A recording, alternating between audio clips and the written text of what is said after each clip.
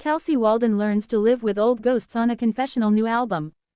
Every ghost finds the Kentucky songwriter addressing sobriety, trauma, and family dysfunction. You think you're done with this thing, and it comes back to you. In a moment of clarity, Kelsey Waldon brushed aside the chaos of New York on a Friday evening. She was in the city on June 20 to release her latest record, Every Ghost, in the basement-level concert hall at Hill Country Barbecue. The show was branded as a honky-tonkin' in Queens event, and it brought out 200 of the city's diehard country music dancers, dressed to the nines in their boots and belts. But Waldon was having one of those, typical New York, days that crop up regularly. She and her band, the Muleskinners, missed their soundcheck after trying to take the Holland Tunnel into the city. It wouldn't allow the trailer they were pulling, and her day was out of sorts even before an interview with Rolling Stone in the corner of a barbecue restaurant overlooking a window opened up to Manhattan's Garment District. When the interview wrapped and she was making her way back downstairs, it abruptly dawned on her that she had just listened to Every Ghost, start to finish, for the first time earlier that week. I cried, Waldon admits. Waldon has released 7 studio albums, 3 on the late John Prine's Oh Boy Records label, in her 2-decade career, along with a handful of EPs. But none of them feature the Kentucky native picking at her own wounds the way that Every Ghost does. I care enough about the things I need to care about, Waldon says. But I think you have to go there if you're gonna write. Every Ghost finds Waldon confronting all the spirits in her life that are haunting her. Or at least every one that fits on the record she recorded at Memphis's Southern Groove Studios and co-produced with Justin Francis. I shifted, she says. I made a lot of transitions until, one day, there was nothing left to do except make art. It was really therapeutic for me, because I put a lot into it, and I saw a lot of myself, too, and a lot of things I thought I was done with. That's what a ghost is, though. You think you're done with this thing, and it comes back to you. After 37 years. Years of life, or however old you are, you find yourself going, I thought my trauma was over, but they have unfinished business, these little ghosts. The theme of this album is, the more we learn to live with those ghosts, the more we're all gonna be alright, she continues, because they're not gonna go away.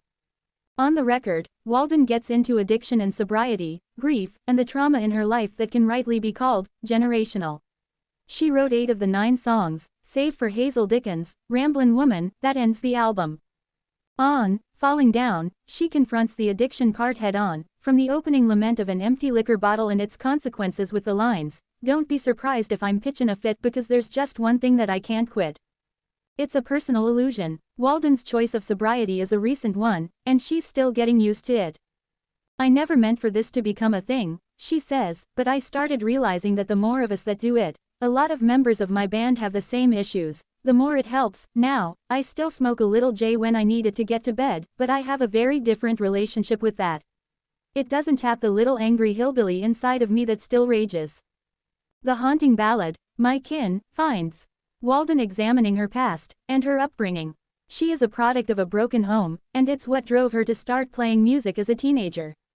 But the song is not confrontational in nature. Rather, My Kin, is a slow burn of acceptance, as Waldon wraps her mind around the notion that she carries a life filled with trauma and triumph every place she goes. I'm the best and worst of my kin, she says. This is just me kind of, honestly learning to accept every part of who I am, and not being afraid. I'm just not being scared all the time. Who cares, you know? Releasing the record in Manhattan sounded fun to Waldon. The 2 New York-based DJs behind Honky Tonkin' in Queens, Charles Waddlington and Johnny Nichols, DJ Moonshine and DJ Prison Rodeo, respectively, offered Waldon a spot on a riverboat cruise for the occasion, but she preferred a landlocked saloon. Hill Country Barbecue's concert room, with its low ceilings, small stage, and hardwood floors and walls, is small enough to feel intimate but large enough to accommodate the 2-steppers and line dancers that always show up to Honky Tonkin' in Queens events, and it made sense for Waldon. That same atmosphere spurred Charlie Crockett to release his $10 Cowboy record at Honky Tonkin' in Queens in spring 2024. Like Crockett, Waldon is a classic fit for the event's hard country vibe. She took the stage after Olivia Ellen Lloyd, a Brooklyn-based singer-songwriter, played an hour-long set that mixed original tunes with traditional country covers. Lloyd is a fan of Waldon's and aims to lock down opening spots when Waldon is playing in her area. Every time Kelsey comes through the Northeast, I ask to open for her, Lloyd tells Rolling Stone. Her music inspires me so much, and so does her determination and grit. Kelsey is the real friggin' deal, and it's always a dream to get to play music with her. In summer 2019, Waldon opened for Prine at a pop-up show in Manhattan's Webster Hall after weather canceled a festival the two were slated to play. It ended up being Prine's last New York show. Waldon joined him to sing In Spite of Ourselves, Unwed Fathers, and Paradise. Waldon's Every Ghost show may have lacked the gravity of that 2019 concert, but it was magical in its own way. Everything that I ever wanted to happen is happening, she says. Obviously, there's always more that we want, but everything we set out to do, even if that means packing out a small club, we're doing it.